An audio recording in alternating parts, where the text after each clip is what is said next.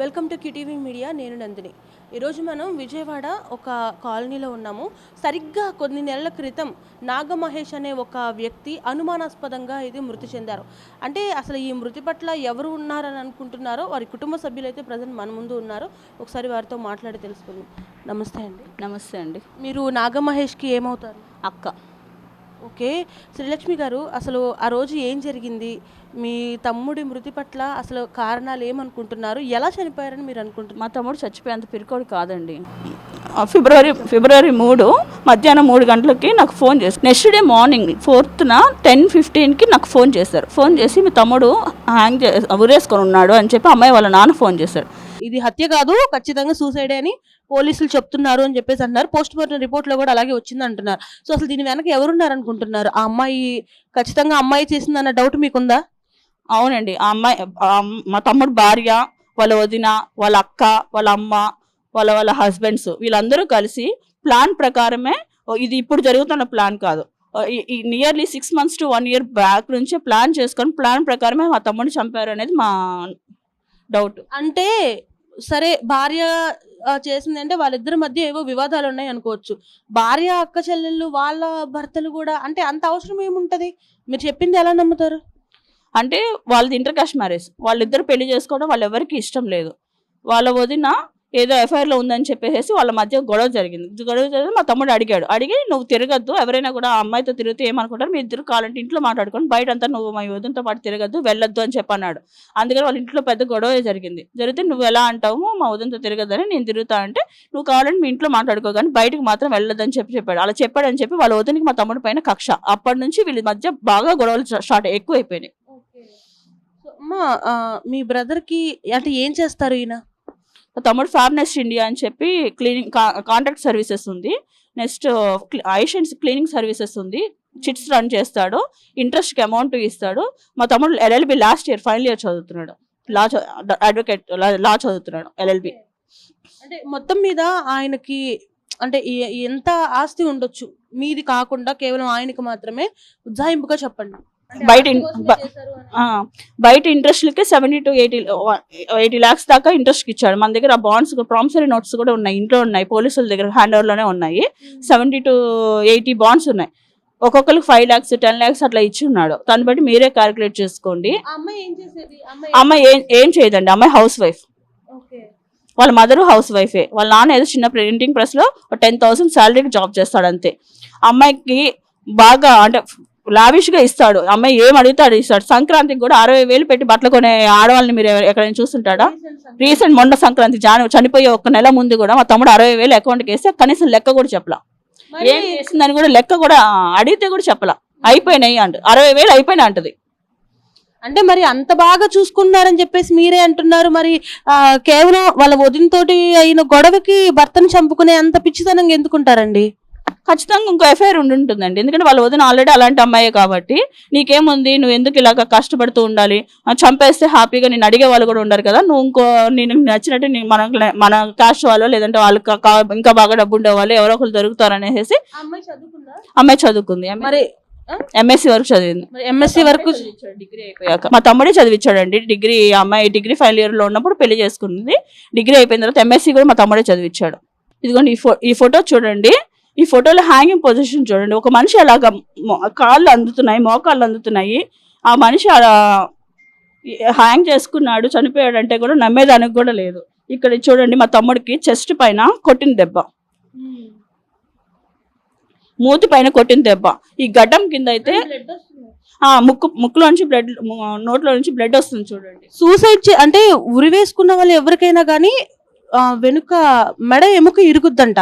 అలాగే ఇంకోటి ఏంటంటే నాలుక బయటకు వచ్చేస్తుంది. మీ తమ్ముడికి ఆ రెండు ఏమన్నా జరిగినాయా? లేదండి, మా తమ్ముడికి నాలుక బయటకు రాలేదు. ముక్కులో నుంచి నోట్లో నుంచి బ్లడ్ వచ్చింది. ఈ చెస్ట్ కింద ఇక్కడ 1.5 inch లెవెల్లో ఇలా గుంత పడింది. మా తమ్ముడు కారులో సుత్తి దొరికింది కదా, ఆ సుత్తి బ్యాక్ సైడ్ దాంతో ఇలా పొడిచారు అనేది మా డౌట్. ఆ మార్క్ మా తమ్ముడికి ఎక్కడైతే చినికింది ఇలా పడిందో అది సుత్తిని కరెక్ట్గా మీరు చూస్తే 2 బాగా సరిపోతుంది. ఇంకో ఫోటోలో ఉంది, మా చెల్లి దగ్గర ఉన్న ఫోటోలో ఉంది. ఇప్పుడు అమ్మ పోస్ట్ మార్టం చేశారు కదా, సో ఈ బ్లడ్ ఎందుకు వచ్చింది అంటే వాళ్ళు ఏం సమాధానం చెప్పారు? దానికి ఏమి మాట్లాడలేదా? ఏం సమాధానం చెప్పలేదండి. ఒంటిపైన దెబ్బలు ఉన్నాయి, వాటికి సమాధానం చెప్పండి అంటే కూడా అవి చనిపోయేంత దెబ్బలు కాదు అంటున్నారు. నేనేం అంటే కొట్టి చంపేయలేదు, అవి మామూలుగా తగిలిన దెబ్బలు అంటారు. ఇంత కమిలిపోయేటట్టు నేనేమంటాను, మా తమ్ముడు బంధించి కొట్టి ఉరేసి చంపేశారు అని నేను అంటున్నా. నాకు అక్కడికి వెళ్ళి అక్కడ ఫోన్ చేశాడు, అక్క వాళ్ళు అకౌంట్ ట్రాన్స్ఫర్ చేయంటున్నారే, నాకు డబ్బులుగా ఇస్తామంటున్నారు అంటే సరేలేరా డబ్బుగా ఇస్తే డబ్బే తీసుకోండిరా అని చెప్పన్నా. మనకి అసలు డబ్బులు తేలేదు. మహేష్ 3ంటికి ఒకసారి 10 నిమిషాలకి బయటికి వెళ్ళాడు, మళ్ళీ 10 నిమిషాలకి ఇంటికి వచ్చేసాడు. అప్పటి నుంచి ఇంట్లోనే ఉన్నాడు. అసలు డబ్బులు తీసుకురాల, డబ్బులు తెచ్చినా నేను అసలు బీరువా ఓపెన్ చేయలేదు కనీసం నిన్న అప్పటి నుంచి. ఇప్పుడు ఆ అమ్మాయి చెప్పింది విన్నారు కదా, 3ంటికి బయటికి వెళ్ళాడు, 10 నిమిషాల తర్వాత ఇంటికి వచ్చాడు అని చెప్పి అమ్మాయి చెప్పిన వాయిస్ మీరు విన్నారు కదా. పోలీసు వాళ్ళు మా తమ్ముడు 1 గంట పైన బయటకే వెళ్ళలేదు అని చెప్పి అంటున్నారు. ఫోన్ ఇప్పుడు నాకు ఆ అమ్మాయి ఏమనింది, 3ంటికి బయటకు వెళ్ళాడు, బయటకు వెళ్ళినప్పుడు నీకు ఫోన్ చేశాడు అనింది. కానీ వాళ్ళు ఇచ్చిన నాకు ఫోన్ డేటాలో మీరు ఇస్తాను చూడండి, ఫోన్ డేటాలో ఇంట్లోనే ఉన్నాడు అన్నట్టు చెప్తున్నారు. పోలీసు వాళ్ళే చెప్తున్నారు. వాళ్ళు 3ంటికి ఫోన్ సిగ్నల్స్ మీ తమ్ముడు ఇంట్లో ట్రేస్ అవుట్ అయినా, మీ తమ్ముడు ఇంట్లో నుంచి మీతో మాట్లాడాడని. ఇప్పుడు వాళ్ళ భార్య చెప్పింది 3ంటికి బయటకు వెళ్ళాడు, బయటకు వెళ్ళినప్పుడు నీతో మాట్లాడాడేమో, 10 నిమిషాలకే వచ్చేసాడు, డబ్బు అయితే ఏం తాలేదు అని అంటుంది కదా. మరి వాళ్ళు 3ంటికి మా తమ్ముడు నాకు ఫోన్ చేసినప్పుడు ఇంట్లో ఉన్నట్టుగా చూపిస్తున్నారు సిగ్నల్స్. వాళ్ళు చెప్పడం మా తమ్ముడు మిడ్-నైట్ 3ంటికి చచ్చిపోయినట్టుగా చెప్తున్నారు. మిడ్-నైట్ 3ంటికి చచ్చిపోతే మా తమ్ముడు స్టమక్ లో అన్డైజెస్టెడ్ ఫుడ్ 150 grams చూపిస్తున్నారు డాక్టర్ గారు. అప్పుడు మా తమ్ముడు తిని చనిపోయాడు అనుకుందాం. మా తమ్ముడు మూతి మీద దెబ్బ ఉంది. ఇప్పుడు తిన్నప్పుడు ఆ దెబ్బ ఎంత కొంత బ్లడ్ లోపలికి వెళ్ళిపోవాలి కదా. ఆ అమ్మాయి కొట్టింది ఎప్పుడు సాయంత్రం 5ంటికి, మా తమ్ముడు చనిపోయింది 3ంటికి. చనిపోయే ముందు 150 grams ఫుడ్ స్టమక్ లో ఉంది అంటే ఖచ్చితంగా చనిపోవడానికి 1 hour ముందో హాఫ్ అన్ అవర్ ముందో తిని ఉంటారు, ఎందుకంటే అది అన్డైజెస్టెడ్ ఫుడ్. నైట్ మధ్యాహ్నం ఎప్పుడో 3ంటికి తినింది, మధ్యాహ్నం రాత్రి 3ంటి దాకా అన్డైజెస్టెడ్ అయితే ఉండదు కదా. అంటే ఖచ్చితంగా అది చనిపోయే ముందు తిన్నాడు. చనిపోయే ముందు తిన్నాడు అంటే 2ంటికి తిని ఉండాలి. అప్పుడు అమ్మాయి సాయంత్రం 5ంటికి కొట్టిన దెబ్బ కూడా ఇంకా అలాగే స్టాగ్నెట్ గా ఉండదు కదా బ్లడ్. ఆ బ్లడ్ కూడా కనీసం వాష్ చేసుకొని, ఎవరైనా కూడా దెబ్బ తగిలిందంటే కనీసం వాష్ చేసుకొని తింటారు కదా, వాష్ కూడా చేసుకోడా. మార్చి నుంచి మాకు ఇచ్చేసిన తర్వాత మా తమ్ముడిని తీసుకెళ్ళి ఇంటి ముందు పెడితే అమ్మాయి కనీసం ఏడవలేదు. వీడియో ఉంది, వాళ్ళ LLB వాళ్ళ ఫ్రెండ్స్ అందరూ వచ్చారు, లా స్టూడెంట్స్ అందరూ, వాళ్ళందరూ వీడియో తీశారు. ఆ వీడియో మళ్ళీ మాకు షేర్ చేశారు. అక్కడ చూడండి అని మేము గమనించలేం, మేమందరం మా బాధలో మేము ఉన్నాం, మేము ఏడ్చుతూ మేము పట్టించుకోలేదు. ఆ అమ్మాయి ఆడవని కూడా ఆడవలేదు, అక్క చూడండి అని చెప్పి వాళ్ళందరూ వీడియో మాకు షేర్ చేశారు. ఆ వీడియోలు నిజంగా చూస్తే అమ్మాయి అస్సలు కనీసం ఒక చుక్క డ్రాప్ రాదు. కనీసం తీసేస్తుంటే మా పిన్ని కూతురు, ఇప్పుడు మా సంగతి వదిలేయండి, నేను మా చెల్లి అంటే అక్క చెల్లం, మా పిన్ని కూతురు ఉంది హైదరాబాద్ లో, అది ఓని ఏడుస్తుంది, తను ఏడు వినపడుతుంది, అది కనపడకపోయినా అమ్మాయి కనీసం భారీగా అంత చుక్క డాట్ రాలేదు. ఈ అమ్మాయి వల్లే మా మొత్తం బంధువులందరినీ దూరం చేసింది. ఒక్కళ్ళు కూడా వీళ్ళని దూరం చేయలేదు అని డాంక్ లేకుండా ప్రతి ఒక్కరిని అందరిని డివైడ్ చేసేసి అందరిని వదిలిచ్చేసేసి దూరంగా పెట్టింది. మా అన్నయ్యని, నన్ను, మా చెల్లిని తప్ప. ఎందుకంటే అంత చెప్పినా ఏం చేసినా ఏం జరిగినా మేము వదలకుండా అందరం కలిసి ఉన్నాం కాబట్టి మమ్మల్ని ఏం చేయలేక అట్లే పెట్టింది. ఎంతనే అండి మా మరదలు. ఇప్పుడు మా తమ్ముడు చనిపోయాడంటే కనీసం కాళ్ళు మనిషి ప్రాణం పోయేటప్పుడు విలువల్లా కొట్టుకుంటాడు కదా, కొట్టుకుంటే మంచం మీద బెడ్షీట్ కదలదా, చెరగదా? ఆ బెడ్షీట్ చూడండి అప్పుడే వేసినట్టు ఎంత నీట్గా ఉందో. ఫ్యాన్ రెక్క చూడండి, 90 kgs ఉంటాడు మా తమ్ముడు, 90 kgs వాడిని ఒక రెక్క మీద వేశారు. ఆ రెక్క ఆగుతుందా అంతసేపు? వాళ్ళు చెప్తుంది రాత్రి 3ంటికి చనిపోయాడు అనేసి. సరే రాత్రి 3ంటికి వేసుకుందాం, 3ంటి నుంచి నెక్స్ట్ డే మేము మార్నింగ్ 11కి తీసాం. అప్పటి వరకు ఒక్క రెక్క పైన ఉన్నాడా 90 kg? కనీసం వంగను కూడా వంగలేదు, కనీసం బెండ్ అవ్వలేదు. ఆ ఇద్దరు పిల్లల పరిస్థితి ఏంటి? మా భయం కూడా అదే అండి. ఇప్పుడు మా తమ్ముడు అడ్డం అని చెప్పి మా తమ్ముడిని చంపేసింది, రేపు పిల్లలు అడ్డం అని చెప్పి పిల్లల్ని చంపకుండా ఉంటుందా? ఇప్పుడు మొన్న మీరు కేరళలో ఒక స్టోరీ చూసారు, 1.5 year బాబు, మా బాబుకి కూడా అంతే ఏజ్ ఉంటుంది, వాడికి కూడా 1.5 year. ఇప్పుడు వాడిని వాడు అడ్డం అని చెప్పి అనుకుని వాడిని చంపదని గ్యారంటీ ఏముంది? అమ్మాయి ఇద్దరు 2 back to me చేసుకోలేదు, తనకి ఏముందండి? మా తమ్ముడిని చంపేసింది. ఇప్పుడు పిల్లోడు అడ్డం అని చెప్పి పిల్లోడిని చంపేస్తుంది, తనకు ఇంకో పిల్లోడు పుడతారు, మాకు రారు కదా, వాడు మా వారసుడు కదా, వాడిని ఏదో జాగ్రత్తగా చూసుకోవాలని మా తాపత్రయం అంతే. ఇంతవరకు పిల్లల్ని చూపినే లేదు మాకు. పోలీసు వాళ్ళు అడిగినా కూడా వాళ్ళు ఇంతవరకు ఎన్నిసార్లు అడిగాము, వెళ్ళినప్పుడు అడుగుతాం పిల్లల్ని నన్ను తీసుకుంటే ఎప్పుడు ఫోన్ చేసినా నేను లేను అంటది. ఇప్పుడు మీ తమ్ముడు ఆ బాడీ మీద ఏ రకమైన గుర్తులు ఉన్నాయమ్మా? ఇప్పుడు మీకు కొన్ని చూపించారు, మెడకి కానీ గుండె మీద కానీ, అలా ఇంకేమన్నా మీరు అంటే డిఫరెంట్గా మీకు అనిపించిందా? పర్టికులర్గా అమ్మాయి పేరు మీద టాటూ వేసుకున్నాడండి. అమ్మాయి పేరు మాత్రం ఇలా కత్తితో కోసినట్టు గుర్తయితే ఉంది. ఇలా కత్తితో ఇలా మార్క్, మీకు ఆ ఫోటో కూడా కావాలంటే చూపిస్తాను, ఉంది, ఫోన్లో ఉంది. అమ్మాయి పేరు ఇలా టాటూ వేసుకున్నాడు. అమ్మాయి పేరు మీద ఇలా కోసిన గుర్తుంది. అంటే నా పేరు నువ్వు ఎందుకు టాటూ వేసుకుంటావు అని చెప్పి, అంటే కక్షతో కోస్తారు కదా చంపేటప్పుడు, అలా కక్షతో కోసినట్టే ఉంటుంది. అది చూసారంటే మీరు ఇక్కడ గొంతు కింద దెబ్బ, ఇలా ఇక్కడ కూడా మీకు గమనిస్తే గోరు ఘాట్లు ఉంటాయి. ఇలా గొంతుతో ఇలా నొక్కేసినట్టు, ఇలా నొక్కి ప్రాణం తీసినట్టు ఇలా ఇలా ఉంటాయి. మళ్ళీ కాళ్ళు నిండా దెబ్బలు, చేతులు నిండా దెబ్బలు. మీరు గమనిస్తే ఇంకో వీడియో కూడా ఉంది, సంఖ కింద ఇక్కడ కట్టేసినట్టు కమిలిపోయిన గుర్తులు కూడా ఉన్నాయి. కాళ్ళు చేతులు కట్టేసేసి చంపేశారు అనేది మా ఇది. అవన్నీ చూస్తే ఎవరికైనా కూడా, నార్మల్ చదువుకోని వాళ్ళకైనా కూడా, చిన్న పిల్లడికి చూపించినా కూడా ఆ ఫోటో చూస్తే కూడా చెప్తారు అది సూసైడ్ కాదు, హత్య అనేసి. కానీ పోలీసు వాళ్ళు అంత చదువుకొని కూడా, అంత ఎక్స్పీరియన్స్ ఉంది, అంత నాలెడ్జ్ ఉంది, వాళ్ళకి ఎందుకు అది హత్య అని అనిపించట్లేదు నాకైతే అర్థం కావట్లేదు. అమ్ముడు పోయారా, లేదంటే నాకు సీఏ గారు అన్నారు మాకు పైనుంచి ప్రెజర్ వస్తే ఏం చేయమంటావమ్మా, అది ఏం ప్రెజర్ అనేది తెలియదు. ఆయన నాతో అన్నారు పైనుంచి ప్రెజర్ వస్తుంది, నువ్వు జాబ్ చేస్తున్నావు కదా, పైనుంచి ప్రెజర్ వస్తే నువ్వు చేస్తావా అన్నాడు. అంటే కేసు సాల్వ్ చేయమని ప్రెజర్ వస్తుందా, లేకపోతే ఈ కేసుని వదిలేయండి అని? కేసును వదిలేయండి అని చెప్పి, ఎందుకంటే మేము సాల్వ్ చేయమని చెప్పి మేము ఎవరికి చెప్పలేదు కదా, మాకు అంత బ్యాక్గ్రౌండ్ లేదు, అంత సపోర్ట్ లేదు, మేము అందుకే ఎవరి దగ్గర మేము చెప్పలేదు. ఇంకా ప్రెజర్ వస్తుందంటే ఎవరు చెప్పించుంటారు? అమ్మాయి ఎవరైతే హత్య చేస్తారో వాళ్ళే చెప్పిస్తారు, వాళ్ళే ప్రెజర్ పెట్టిస్తున్నారు. ఆ కేసును సాల్వ్ చేయొద్దు, క్లోజ్ చేసేయండి. ఇప్పుడు ఒక బ్లడ్ మార్క్ వచ్చి సుత్తి దొరికితే ఎన్ని రోజులు పడుతుందండి? వెంటనే తేల్చేయాలి కదా.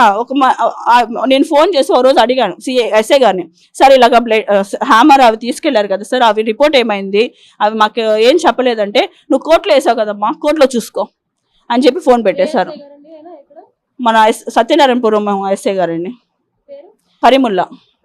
కరీముల్లా గారు. నేను ఫోన్ చేస్తే కోర్టులో వేసావు కదమ్మా, కోర్టులో చూసుకో అని చెప్పి పెట్టేశారండి. ఉంది రికార్డు. వీళ్ళకి ఎవరికి బాధ్యతలు లేదో. నేను అడిగా, సార్ మీకు అది ఒక కేసు అయి ఉండొచ్చు, అది మాకు బంధం సార్, మా రక్తం సార్, అది చచ్చిపోయి అల్లాడుతుంది అక్క అనేసి నాకు అనిపిస్తుంది. వాడు నా చుట్టూ తిరుగుతున్నాడు, నేనే చచ్చిపోయింటే మా తమ్ముడు అలా వదిలేడు కదా, నా కోసం పోరాడు ఉంటాడు, ఈ పాటికి ఏదో ఒకటి చేసి ఉంటుంటాడు, మగపిల్లడు కాబట్టి. మేము ఆడపిల్లలుగా పుడితే బంధం వదులుకోవాలి మేడం. వాళ్ళు ఏమంటారంటే, నీకు పిల్లలు ఉన్నారు కదా, నీకు ఫ్యామిలీ ఉంది కదా, నీకెందుకు ఇది అంటారు. అంటే ఇప్పుడు ఆడపిల్లకి పెళ్ళి అయిపోతే వేరే ఫ్యామిలీకి వెళ్ళిపోతే అన్నతమ్ముళ్ళని అక్క చెల్లిని వదిలేసుకోవాలా?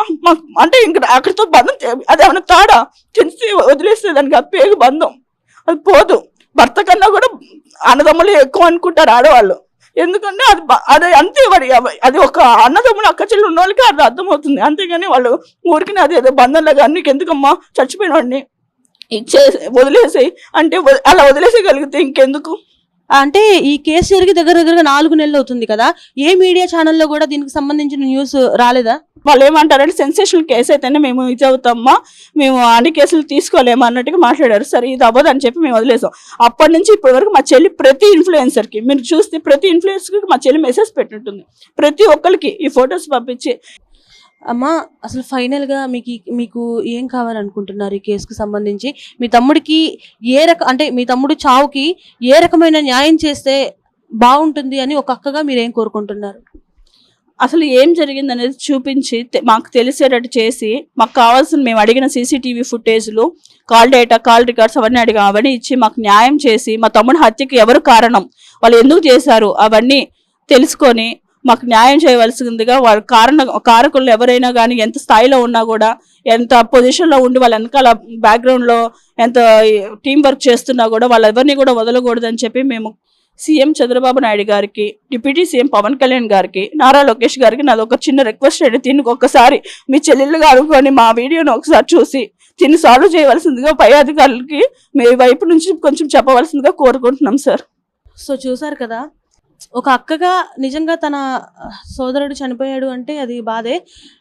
అంటే ఏదో ఒక కారణంతో చనిపోయాడు అంటే ఓకే, కానీ చేతికందిన మనిషి పెద్ద వయసు కూడా కాదు, ఇద్దరు చిన్న పిల్లలు కూడా ఉన్నారు, వేరే ఒకళ్ళతో చంపబడ్డాడు అనేసరికి ఖచ్చితంగా ఒక అక్కగా అయితే తనకి చాలానే కష్టంగా ఉంటుంది. అంటే అసలు ఈ కేసులో పోలీసులు ఏ రకంగా తీసుకుంటున్నారు? ఎంత పొలిటికల్ సపోర్ట్ ఉన్నా కానీ, ఎంత పొలిటీషియన్స్ అయినా కానీ ఒక మనిషిని చంపేయమని చెప్పి వారు సపోర్ట్ చేస్తారా? అరే అలా ఎలా చేస్తారు? ఒకవేళ అలా చేస్తే మీరేం పొలిటీషియన్స్ అసలు? మీరు సొసైటీకి ప్రజలకి ఏం న్యాయం చేస్తారు అసలు? కొంతమంది మీడియా ఛానల్స్ కి కూడా నేను చెప్తున్నాను, ఇంత పెద్ద కేసు మీకు సెన్సేషనల్ కాదా? ఏదైనా సెన్సేషనల్ అయితేనే మీరు వస్తారా? సో ఈ కేసుపై మీ అభిప్రాయం ఏంటి? అలాగే దీని తర్వాత మనం ఈ కేసుని టేకప్ చేసిన పోలీసులు ఎవరైతే ఉన్నారో వాళ్ళతో కూడా మాట్లాడదాము. అలాగే ఎవరైతే ఈ వీళ్ళ తమ్ముడిని చంపేశారని చెప్పేసి వీరు అంటున్నారో ఆవిడతో కూడా మాట్లాడే ప్రయత్నం అయితే ఖచ్చితంగా చేద్దాము. సో ఈ కేసుపై మరిన్ని అప్డేట్స్ కోసం చూస్తూనే ఉండండి. అలాగే ఇప్పటి వరకు మీరు విన్నారు కదా, సో ఆ అక్క చెప్పిన దానిపై మీ అభిప్రాయాన్ని కామెంట్ రూపంలో తెలియచేయండి. ఈ కేసుకి సంబంధించి ఎంత త్వరగా కుదిరితే అంత త్వరగా దయచేసి గవర్నమెంట్ కి మేమైతే వినవించుకుంటున్నామండి. ఇది ఒక మనిషి ప్రాణం అండి, ఏదో ఒక చిన్న దోమో చీమో కాదండి. దయచేసి ఈ కేసుని ఎంత త్వరగా కుదిరితే అంత త్వరగా, డాక్టర్స్ మెయిన్ గా చెప్తున్నాను, మీకు ఎంత పలుకుబడి ఉన్నా లేకపోతే ఎంత ప్రెషర్ ఉన్నా గానీ ఒక మనిషి ప్రాణం మీకంటే ఎక్కువగా ఎవరికీ తెలీదు. డాక్టర్స్ అంటే దేవుళ్ళతో సమానంగా చూస్తారు. సో ఒక మనిషి ప్రాణం అంటే అంత ఈజీ కాదు, మీకు తెలుసు కదా, మీకు మేము ప్రత్యేకంగా చెప్పాల్సిన అవసరం కూడా లేదు అంటూ సహోదరి అయితే చెప్తున్నారు. ఈ వీడియోపై మీ అభిప్రాయాన్ని కామెంట్ రూపంలో తెలియచేయండి. వీడియో జర్నలిస్ట్ సందీప్ తో నందిని, విజయవాడ నుండి.